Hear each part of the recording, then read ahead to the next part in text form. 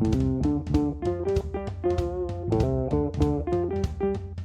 hello and welcome to Push to Be More. I'm your host, Edmundson, and we are about to dive deep into another exploration of what fuels the journey of life. Oh yes, and joining me today, we have the very special guest, Monica Sharma-Patnekar from Business with Monica. We're going to be delving into her unique life experiences, the hurdles that she has had to push through, and the way she recharges her batteries.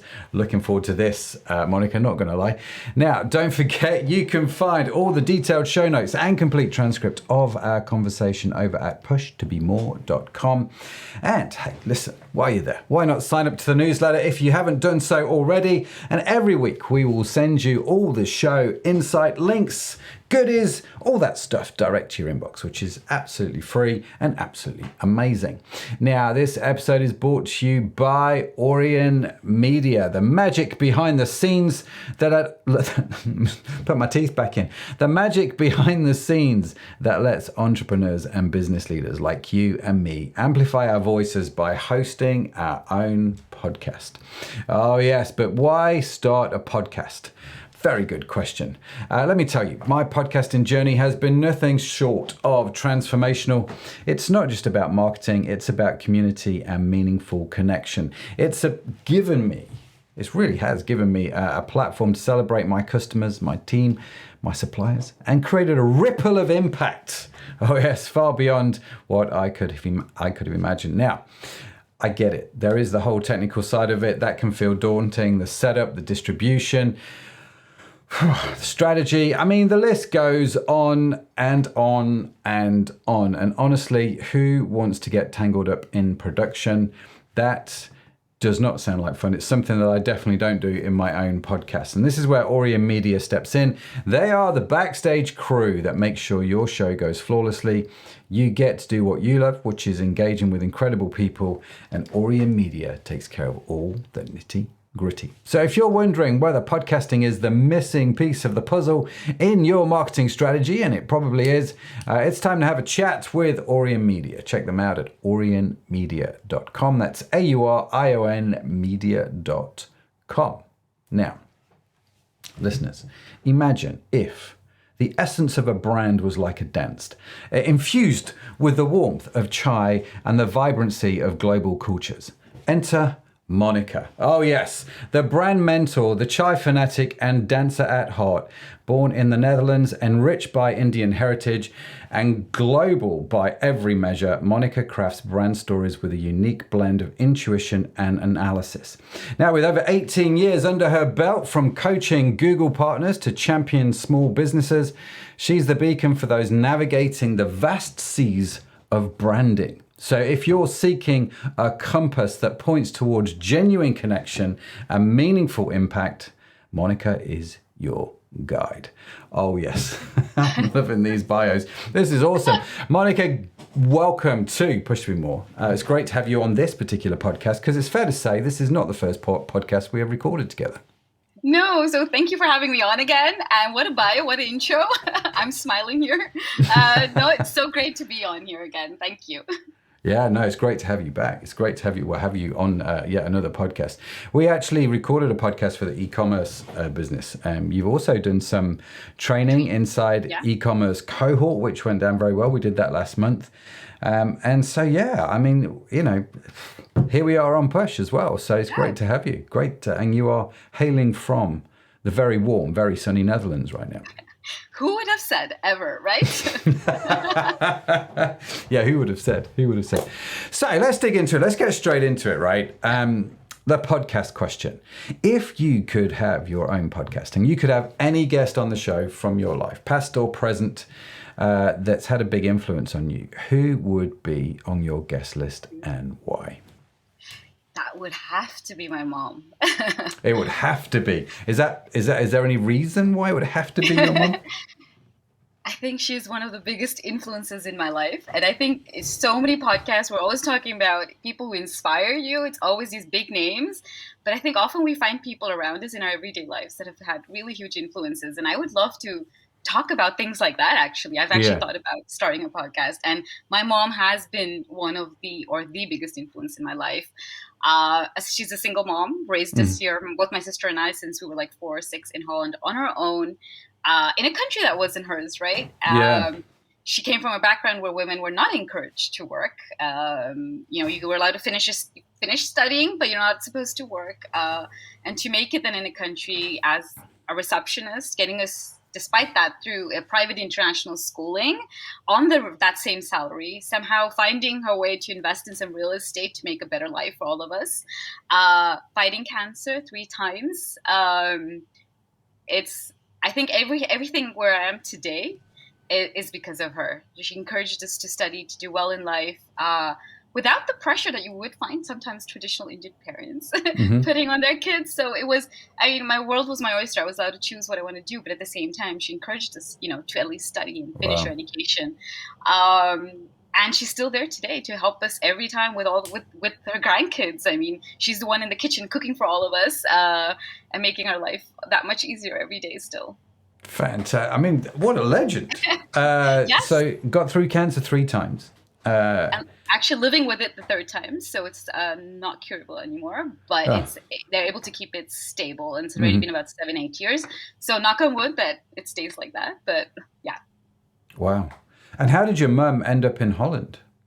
So my maternal grandfather, her dad was actually a diplomat in India, and they lived in many, many different countries. So she also grew up living in quite a few different countries. But then Holland was one of the last places that he was transferred to before his retirement. And that time, if you got a job, you could easily stay behind. It was very different. And that's how she ended up here in the late 70s. Wow. In Holland. Yeah. So you grew up then in Holland under the guidance and tutelage of what sounds to be a most extraordinary lady. I'm honestly genuinely curious how she created income to pay for the school and buy real estate, and she's a single working mom in a country which she is, well, it's not her native country. Oh. There was all these things that, have you ever read the book, The Millionaire Next Door?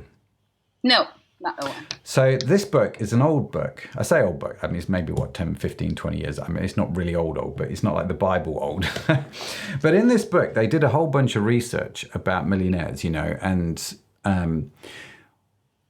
specifically around, and I'm trying to remember the context of the book correctly, but what I remember from it is that there were 2 types of millionaire. There were the millionaires that were self-made, and there were millionaires who inherited wealth, and they looked at the 2 strands.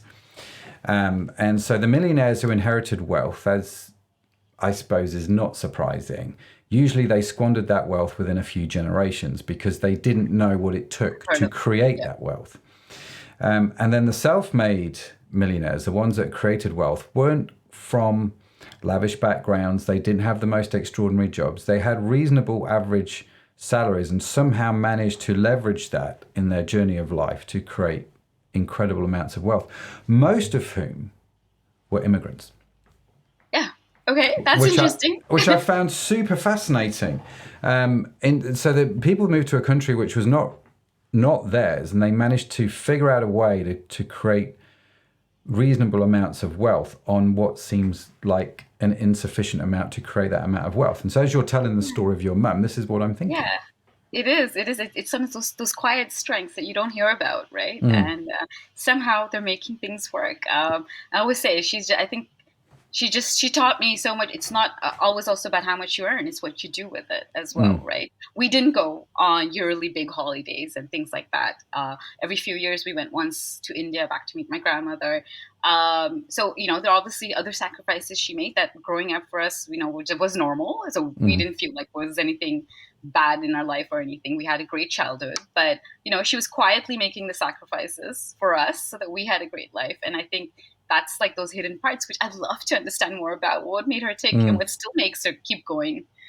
Yeah, remarkable. And actually, talking to your mum, it's if you were to ask me this question, I do have a podcast. I suppose I could have anyone as a guest. I should probably get my mum to come on the show. It'd be quite surprising. Another one people like to say is their dad. Normally because dad has passed away. And it's either their dad or their grandfather, and they'd have some questions for them. And so it fascinates me. I mean, you've got how old are your kids now? They're 11 and 8. 11 and 8. And so you're obviously having the impact on your kids that your mum has had on you. Do you know what I mean? I hope so. I hope I can even have half of that impact, and I'll feel like my job is done. How do you, are you intentional in your parenting? Is that something that you, or is it just something that you just do as it happens? I'm kind of curious to see where you are on that spectrum. Ooh, I never thought about it. So I think it's a combination. I think one thing I had to realize is how much I enjoyed being a mom more than I ever thought. I mean, I knew I would enjoy it. I always wanted kids, but that time then career, you're also thinking career. But once I had kids, I think I realized I really love and enjoy being home with kids as well. So that was one thing. I do think there's some things I'm very intentional in, which is the emotional side, because that's the side we didn't always grow up in, talking about feelings, talking about emotions, and giving space to things like that. That's something we did not grow up with, and understandably, I think. But that's something I do very intentionally give a lot of space to. Yeah, wow. And is that working well? It is. I think we've been through a lot, so I think it's also kind of life has demanded it as well in a way. And some people walk away from it, and I think I've somehow luckily managed to embrace it, and I think it's going in the right direction. Yes. Very good. Very good. So yeah, I mean, let's jump into that, because you said you guys have been through a lot, and obviously one of the things we like to talk about on Push are some of the challenges that you've had to overcome and face. Let's dig into those if you don't mind. What are some of the things that you guys have been through? Oh God. So a lot of personal things actually. Well, first of all, I'll leave the corporate life. I think that's a big thing already. When I left the corporate life when my second was born, I realized, I've always wanted to try something on my own, and that was the time to do it. And also to set an example for my girls that you can achieve whatever you want. And I realized when I left, there was a lot of unlearning as well, and learning about myself, unlearning certain things that you've learned to do a certain way when people tell you, but then you need to do things on your own. So there's a lot of new things as well to learn about myself and who I am. And I think that's where I developed the most, also as a parent. On a personal front, in the previous school, we were in a Dutch school. My daughter faced, unfortunately, some racist bullying, which led to her being pretty depressed. At the same time, COVID hit, world shut down, you're behind your computers doing so-called homeschooling, which had a huge effect. My husband, in that same period, because just work took on a whole new space, went into an extreme burnout. So last year, he ended up being home on medical leave for a whole year, which was great. Once he was home, it was great, but the leading up to that was exactly when we went through the issues at school. We had COVID hit. He was going through this burnout, and for him to be able to accept that. And then, of course, I'm there holding it together and trying to run a business from home. Let's say that didn't always work out. So I also had to accept that there were other things in life that needed a little more priority. And then also accepting that I needed help at some stage to make sure I don't reach that level of burnout. And I think that's what has been going on with us in the last few years. Talk about piling it on. It's I know. It's really interesting, isn't it? How in England we have this saying, that you wait for a bus and none comes, and then three come along at once. And listening to you talk, it feels a bit like that. It's like it feels like a lot happened at once. One thing, then another, then another. It did. Let's talk about your daughter and racist bullying. And obviously racism has been in the news, quite rightly, in many ways. It's been in the news a lot over the last few years. And I think we're becoming, hopefully as a society, we're having conversations again, and we're talking about this again and just revisiting a lot of things. Certainly in the UK, there's been a lot of conversations. Whether that translates to positive action is another question entirely. Maybe we could get into that. So how old was your daughter when she was being bullied, and why was it racist bullying? So I think it started roughly when she was probably 6, 7-ish, Yeah. because that's when I noticed changes in her. Okay. But that it actually came out was between 8 and 9 when she actually voiced what was going on. Wow. So even though we were on top of it, trying to figure out and getting help and saying, okay, there's something going on here. I had an inkling, but at the same time, you don't want to use your own past experiences to put it on your child and say, okay, we'll see what it is. Maybe it's something completely different. Children Yeah. also go through things amongst each other. It could be something completely different. So, but no, unfortunately, that is what it turned out. It's just she clearly, it started with more and more being left out. First of all, I think it was a very of those. It's not the traditional racist bullying where you're just being called out something or straight out. So it's harder to put finger on it, and it starts with being left out. No more being asked on play dates, being the last person. Say people clearly telling you, are you going to be the last? I'll only play with you if nobody else wants to. During, not being invited to birthday parties anymore, despite being a social bird. And then eventually, when she came out, hearing the issues that happened in playtime, where she was the only brown girl, and there's this game happening where you're like, you'll be the horse, they'll be the horses, we'll be the boss. You're going to be the one, and they use a Dutch word for it, but the one who cleans the poo. And then the horses would poo more, and so that she had to do more of the cleaning. Wow. So, and then realizing that more and more like that was happening. Also, her feeling very different all the time. Is there something wrong with me, Mom? What's wrong with me? Am I different? Am I doing something wrong? Not getting the support from the teachers, and them not giving her the same support in school, in class as well. So, yeah, and it's these little things that just keep building up. And after a point, you realize, well, either you stay, you can fight it, or we need to move out. Well, we chose to move out. Which has been the best decision we ever made. Yeah. And we actually moved over to an international private British school. Where I'm assuming there's more people of color at that school. Yes, but we were in the minority. It was a very white school. Yeah. Okay. Part of me is heartbroken hearing the story, and I'm sorry that your daughter went through that. Yeah. Because you don't ever want that, but and these are kids playing in a playground, and you kind of wonder, where did the other kids learn how to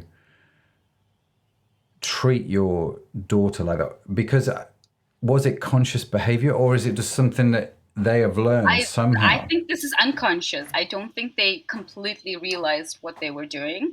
And for me, I always say things can happen anywhere. And what I look at more is, how is the school and how are the adults around us going to help us in this situation? Mm-hmm. And for me, that part was more what hurt me, I think, and us as a family, that nobody was willing. There was a lot of denial. There was no unwillingness to talk about it. Even when I was very vocal when we left the school, you could see people shut down. I've lost friendships, right? Because I was very vocal while we were leaving. We're not just leaving to go to an English school. No, we're leaving because of this. And for me, it was the inaction and the unwillingness to talk about it. For me, this could have been a learning experience. Hey, people, this is not how we do things. Let's talk about it and teach the kids, because this can happen anywhere. Everything, and especially between kids, doesn't mean it's not going to happen somewhere else, but you see more action happening in other places, especially in places where there is more diversity already. So I do think by the kids it was unconscious, but for the adults, I think there was a lot of denial. Yeah. Yeah. Interesting, fascinating. But you say that you went through this as a child as well. I think we went as well, but I think when it's your own child, feels different. It feels different, and you kind of learn to just live with it when you grow up. And my mom made a similar decision at the age my kids were when we moved schools, to move us to an international school. So in the international school, you're a bit more sheltered again from this. But then again, when you get out into the workforce, you get out into university, workforce, simple things like being denying entry to clubs or things, there are a lot of things, and I've experienced also in the corporate world. But you kind of let those go. You let it pass. You're like, whatever. It is what it is, right? I can't always do. But when it's your child, you get up and fight. Get up and fight. It's so different and so much in your face, and it's very different. Yeah, no, I totally get that. I remember when I grew up, I used to get bullied. Not because obviously the color of my skin, but because I wore glasses and I had ginger hair, color of my hair maybe. Yeah. And so I used to get bullied quite a lot. My mum's response to this back then was, "You need to go learn how to fight, son." And so I still get bullied, and it took a little while. It took like 18 months, 2 years for me to get the courage up to fight back. And I've always pondered that in the sense that fortunately, you know, and thank God my kids weren't bullied at school. The school that they went to was the most remarkable school I've ever seen. But the school that they went to, that didn't happen to them. But I was always kind of like, I wonder if that was, I just kind of dealt with it, sucked it up, dealt with it. You go to school, you didn't look forward to school. You kind of had your pocket money in your hand, you know, your dinner money, waiting for the guy just to come take so you didn't get punched, all that sort of stuff. And it's kind of like, if it was my kid, I don't know if I'd be that laid back. I'm sure my mum wasn't laid back. Do you know what I mean? And I'm sure there's a very different... I think it's a generational change in how we deal with things and how much more we talk about things and how... I think that's the difference. Yeah. No, interesting. Absolutely fascinating. How's your daughter now? Much better. Honestly, she's still getting help because there is like after effects that have come out. Once you calm down, that's another thing I learned. Once you calm down is when your feelings really come out and your emotions.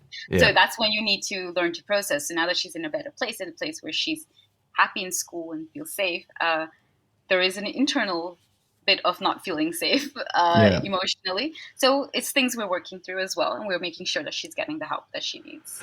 That's super sensible, because the amount of adults I know that have unresolved issues that started in their childhood, and you're just like, if we'd have been a bit wiser back then, maybe somebody somewhere would have gone, we should probably deal with this, and it wouldn't be as much of an issue as it is now. So it sounds super, super sensible. And your husband, how's your husband doing now? He's really good as well. Thank you. But I think that your off work was the best that could ever have happened to him. And why'd you say that? Well, because he needed a break big time. That's what his body was obviously screaming for. But he reached this place with really extreme burnout where, I mean, the first few months of his leave, he was just sleeping it out, literally. He couldn't even explain people. You know, some people don't even understand what burnout is, but it was down to the fact that he couldn't even read a simple form because it was just too much for him. So, and then he also got help. So he also took help. So it wasn't just like I sat out my burnout for a year, but he really also got help and worked through things as well. So it's as if we've all been working through things, and he's so much in a better place, so much calmer. I think learned, you know, how he got into that situation. There's some stuff environmentally where you can't control, but there's some stuff that you can do something about. And I think as a family, we're coming out better and stronger. It was hard to see it at that moment, but I'm starting to see it now. You know, it's always hindsight. That time you're like, why is this happening? And but as of this year, I can say that we're all coming out stronger. Everyone a little more open to each other as well, to be able to talk about things and bring things up which probably weren't able to do before. And I think just creates a lot more calmness and peacefulness and happiness at home. Yeah.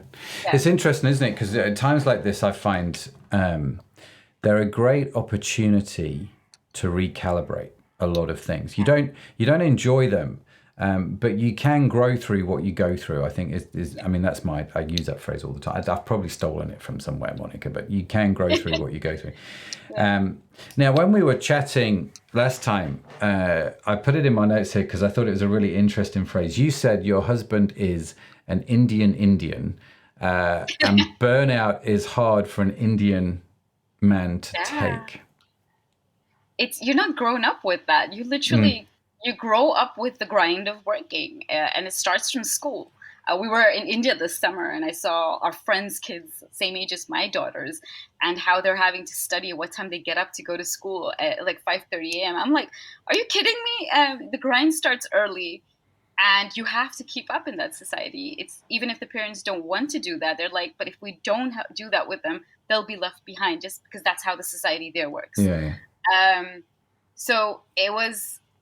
That's what you do, and it's a very hierarchical society. So you don't say no to people who are older than you, people who are in a higher position than you. That's how we are. Even to some extent, I'm raised from the home front. I'm raised with that a bit as well. So for me to get help would probably always take longer than somebody else here. But for him, it was even more extreme, like burnout. Like, come on, they're just, people are being weak. That feeling. That's what a lot of Indians think.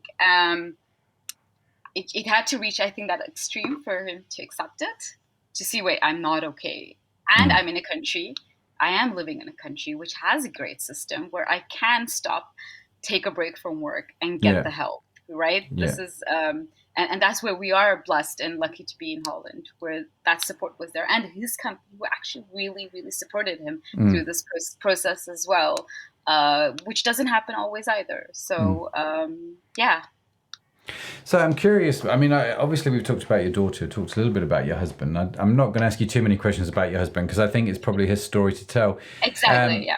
But it's how are you in this? Because the phrase you use is you're trying to hold everything together. So your daughter is depressed. She's struggling with the racist bullying. That's something you've got to sort out. Your husband is in extreme burnout. He's not had his year off yet, and he's still got several months to sleep it all off. You're changing schools. You're running your own company. It strikes me as a lot to carry. Yeah, I had a younger one as well. So and 2 kids. Yeah. COVID, homeschooling, add everything in. How was I handling it? I think I was just doing what was needed to be done. I think when you're in that situation, you just go with it. And I think initially I used to be a person who was always trying to fix things. I want to find the solutions. I want to make it better. And my learning process has been to sometimes just accept things. It's been a real learning process, and sometimes still is, to accept things for how they are, what they are, and the process that everybody is going through in their own little lives. And I can't fix everything for everyone. And I shouldn't have to. I shouldn't want to. Like, I'm not my daughter's therapist. I'm not my husband's therapist. I am the mom. I'm the wife. I'm the friend. But I was just going through the motions, doing what needed to be done. But it did mean that my business got affected as well, which affects also, again, certain financial situation at home and adds a layer of stress. So it was, like you said, constantly piling on. So I did what I needed to do. And then I reached a point where we were on holiday last summer where I actually had a full-on panic attack. And this was more than halfway through my husband's burnout leave. So he was already in a better position as well. And this happened in a cab in the US, one of those yellow cabs, which was really like small windows. This was one of the older ones. I couldn't open the window, and he was in the front, and there was a glass behind us. I couldn't even get his help. My kids were there and freaking out, seeing me freak out. So I knew I had to get into myself into control just for my kids at that time. And then he was also like, okay, get help. And I was like, I need help. And I also realized that I had probably smaller episodes of this that I never recognized as a panic attack, because it's not like you see in the movies or a series. It's very different. It can just be a fear or something inside of you. But after that, I came back that holiday and I took help. I realized, okay, no, wait, I can't do this. I can't continue like this. I need to take care of myself now as well. So that's, I think, the effect of everything around that was happening for a couple of years as well. But probably also, like you said, unresolved issues as well. Growing up, there are a lot of things all the time. So I took a couple of months, 3-4 months of help end of last year. Fantastic. So help, I'm assuming, means counselling. You talked about your husband's counselling. So but I choose I love a bit of the alternative. So I do somebody who's a proper expert licensed, but at the same time uses a bit of counseling you with a bit of energy therapy in it as well, is something that speaks to me. So I found something that works for me. So I think each one of us have gone through what works for us. We've not all gone for the same type of help as well. So it's also learned that we're individuals and need things done differently. I took counseling and therapy. Fantastic. It's always good to go and get some therapy, I feel. It's fascinating because therapy for me growing up was my mum because my mum was also a single mum. I saw my dad once a week. My parents got divorced, which was still uncommon even back in the 80s. It wasn't a common thing. And so my mum's way to do therapy for me and John, because she was working all the time, was she hung a punch bag up in the garage. And she was like, just go leather the crap out of that punch bag and you'll feel better. So that was how we did therapy growing up. We just hit the bag until it hurt. I know. That reminds me of a situation I had with my daughter at home, where, or us as well, where sometimes you feel like doing that, and I'm like, okay, so maybe it's good. She needs to let it out. Let's punch the cushion. But after a few times, I started realizing actually that was a way of hiding what was happening underneath. And what she needed to do was sit down and accept the emotions and just cry it out. So I think we've been doing a lot of crying out, each one of us in our own way. And I think the major turning point for me happened actually this summer. I told you a little bit, I think, before the podcast. We went on holiday. We were traveling in India. We're up in the mountains in Ladakh, in the northernmost state of India. Some of the highest motorable roads in the world. You're driving up those mountains and you're getting closer and closer to those peaks, snow-topped mountains. And I've heard nature is healing. I never understood it till this summer. Yeah. The energy I felt, the shift I felt inside of me, and I think we all felt it. And maybe it's also because we've been through a lot and we've all taken the help.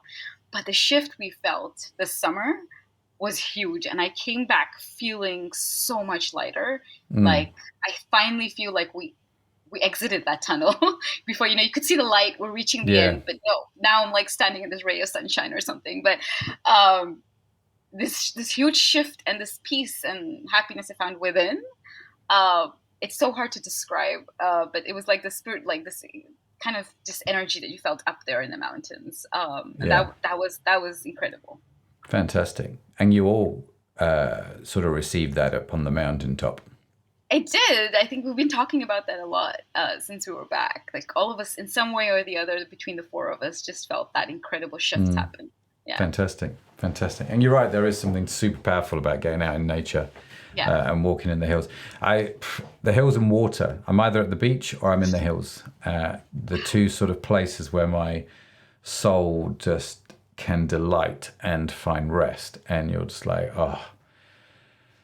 you communicate. I think for me, how would I phrase it? I commune better with the divine either on the beach or in the mountains, and it's just a wonderful place to be. So whilst we're on that topic, Monica, beautiful segue, I might hasten to add, which was totally unscripted. How do you take care of yourself? How do you fill your tank? I mean, obviously you talked about the counselling and how that's been necessary during this season. What are some of the other things that you do? So I think it's now the small things in life. It's nothing huge, but it's taking that time to rest. If I feel my body's tired, lying down for 15 minutes during the day. Taking a book and reading. I love reading, and I love reading absolutely nonsense fiction. The more, chick lits and romantic reads that are brainless, like I don't need to think about. I love those. That's my kind of getaway. Like, I can indulge in those. I love dancing. That feeds my soul. Like I was dancing in the middle of this holiday on this resort place we were staying. Somebody played some good music. I just started dancing, and I hadn't done that for a long time. Making sure I get enough sleep, eating healthy. It's really the small things. And I really, before the summer, I also started an exercise routine. So just picking up the small things, but also especially just allowing the rest when I'm feeling tired. Yeah. And I think that was the biggest learning as well. You're tired, your body feels tired. Stop. Don't try to keep pushing through. There's no point. And I think that feeds me more than anything. And then all the other things as and when, I'm still have 2 kids and trying to work and doing everything. So I can't do everything at the same time, but, picking and choosing from all these different things. Wow. Okay. What books are you reading at the moment? So I actually just finished one. What was it called again? I finished Essentialism from a business book point of view. And then there was one. Great book. And The Happy Place by Emily Henry was one of those chiclets. Chiclets, The Happy Place. Chiclets, okay, yes. Chiclets. I have to be honest, I've read Essentialism. I have not read a chiclet. I'm sure. I'm more of a Jack Reacher guy. Yeah, no, one business book, and then I'll probably have gone through 5 of these other fiction books before I pick up business book again. Yeah. And I've also stopped forcing myself to do that. Sometimes in the business world, online world, everybody's like, read these, and realized, it's fascinating, isn't it? I don't have the space or mind space to keep doing that. And sometimes I need to read a bit, and I'll be reading a fiction book throughout that as well. Yeah. Yeah, it really fascinates me how in the business corporate world, it's like a kudos. It's like, how many books can I read in a year? I know. I've read 50 books. And you're just like, I've done that. I've gone back to, and the trouble is you don't have time to assimilate or put into practice anything you've learned because you've gone from one book to the next. And by the time you've read the third one, you can't remember what was in the first one. Nope. I know. It's bonkers, which is why I'm very great. One of the books I'm reading at the moment is Para by Tiago Forte. I'd read his first one called Building a Second Brain, which is a great book in terms of, I've got all these notes on Kindle, from all the books that I've read. It's like, how do I store this and how do I access this? So Building a Second Brain was very useful, which means I can now access a whole bunch of that stuff very quickly, which is very, very good. But yeah. And dancing, do you do the kind of dancing that embarrasses your kids or do they join in? Both. It depends on the mood they're in. So I think one of the things, it took me a while to learn to say this, but I am a good dancer. So overall, they don't get as embarrassed with me as maybe sometimes other parents. But or like if their dad does it, they're more embarrassed. But obviously, dancing. if I get up in front, like in the middle of the holiday, I was dancing, they loved it. But if I'm in front of their friends and doing it, then they'll be like, Mom, hold back. What do you do? It depends where I am, honestly, or how to take it, That fair play. Keep dancing. Keep on dancing. And what does the future look like, Monica? What does more look like for you? More is actually less. I realized that after these holidays, I think what I'm really trying to do is figure out how I'm taking my business forward and how I'm going to go with that. I do customer brand and marketing strategy, and it's a lot about going back to those fundamentals in life, actually. But it's just fundamentals for your business. But I've realized that sometimes I hold back. I think, on the things I want to say, still thinking about, staying within the business realm, but there's so much around it. And like we did today, there's so much more I would love to talk about and bring about, and somehow finding I think bringing more of myself into it and marrying that. So I'm just trying to figure out in those terms of how I can do more of that. So it won't change much of what I do, but maybe how I talk about it is where my mind has been spinning since I've been back. So, but also trying to do less, not trying to do too much at the same time. I think I have a few good offers and just focusing on that, helping. I love working with clients one-on-one still, and love to continue doing that. And then just figuring out how am I going to bring myself into it all a lot more. Yeah. No, it sounds wonderful. I always did this thing. I don't know, Monica, if you're the same as me. Whenever I'd go away on holiday, I'd come back from an extended time away just with 27,000 good ideas, right? And the guys in the office, the team would, I found out several years later, would always be in dread of Matt coming back, because there would be this whirlwind and I didn't even think about it because I was so excited and I had all these things. And I'm like, we'll do this and we'll go take that hill and then we're going to do this. And you see him sitting there going, oh, Lord. No, I know. Well, this is the first holiday where I didn't come back with any new ideas. It was actually like I really shut down from work, and that's what I loved about it. I just came back and like, well, what I have is good. I just need to bring myself more into it. How can I do that? That's the only thought I had. But beyond that, no new 10 offers and 10 ideas and 10 things. For once, I shut down, and I think that was good. I think I needed that. No, absolutely. I'm with you, because again, this year I take August off. It's the second year I've managed to take the whole entire month of August off. And this year, it didn't happen. Last year's, I call it the sabbatical, but last year's sabbatical was good. This year's sabbatical was in a way a lot better because I didn't think about work. I, like you, for the first time as far back as I can remember, managed to shut down. And I didn't come back with the 27,000 ideas. The office was just really calm. I was like, so guys, tell me what's going on. And they're like, you what?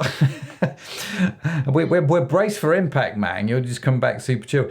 And so it's just fascinating. And I'm with you. I'm like, I would like to replicate this again next year. It seems to be a little bit more.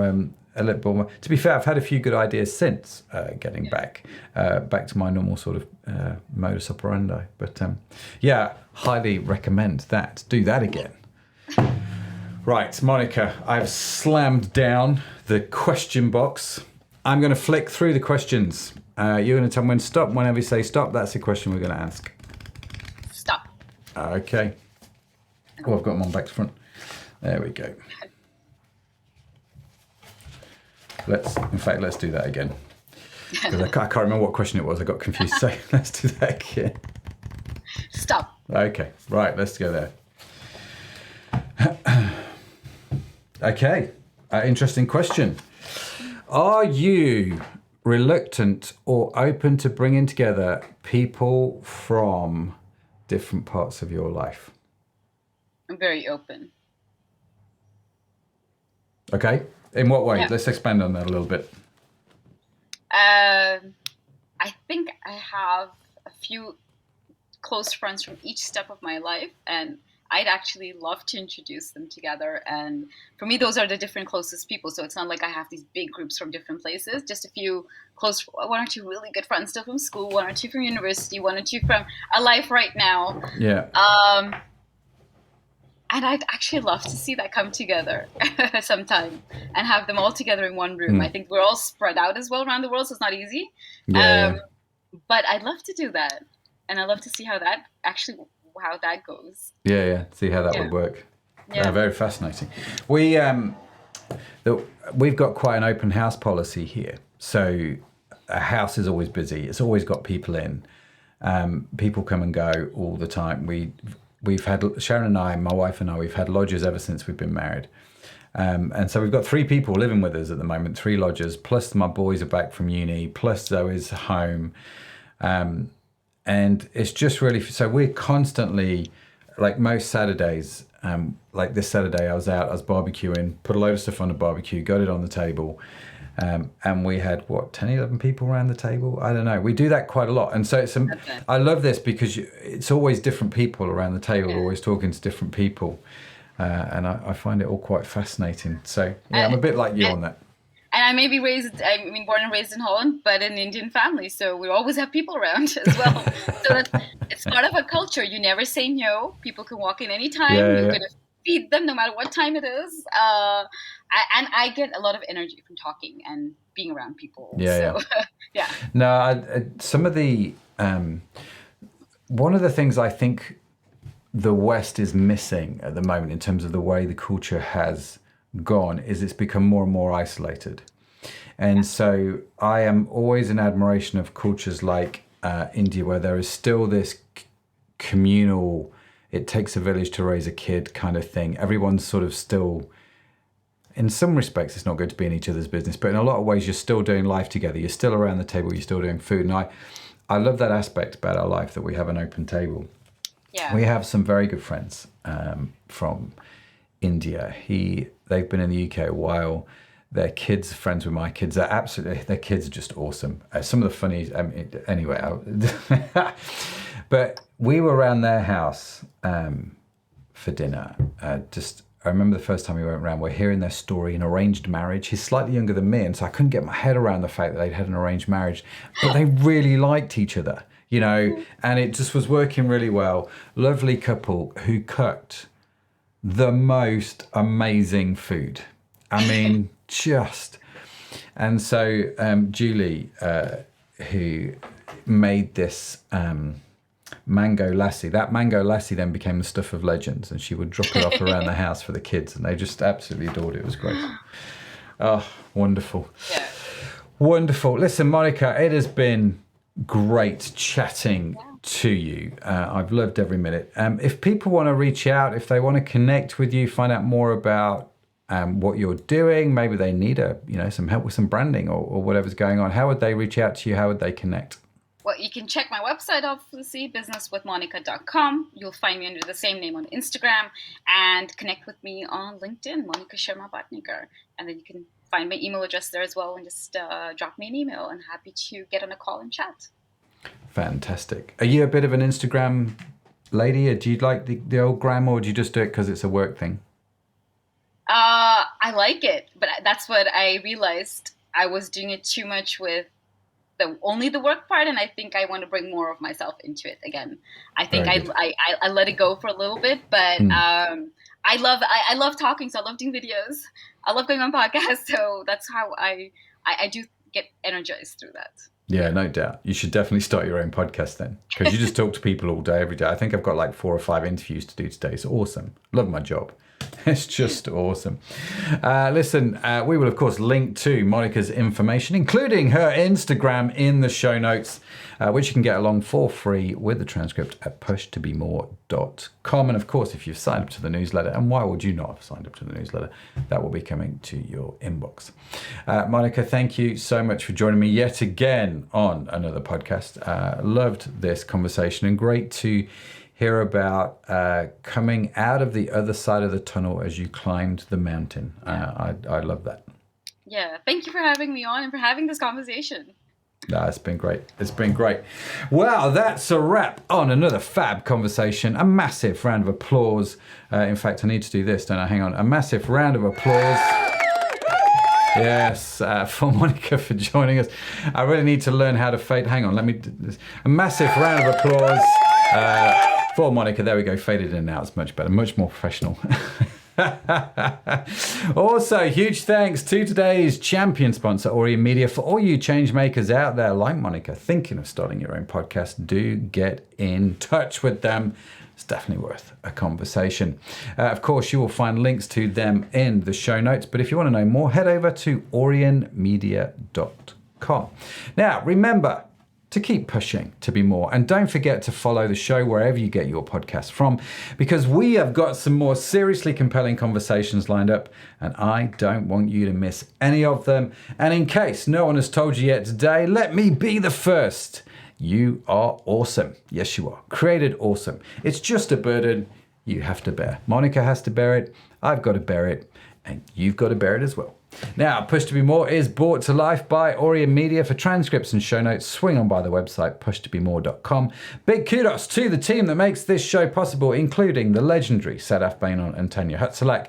And also a shout out to Josh Edmundson for our incredible theme music. That's it from me. That's it from Monica. Thank you so much for joining us. Have an awesome week. I'll catch you on the flip side. Until then, keep pushing, and bye for now.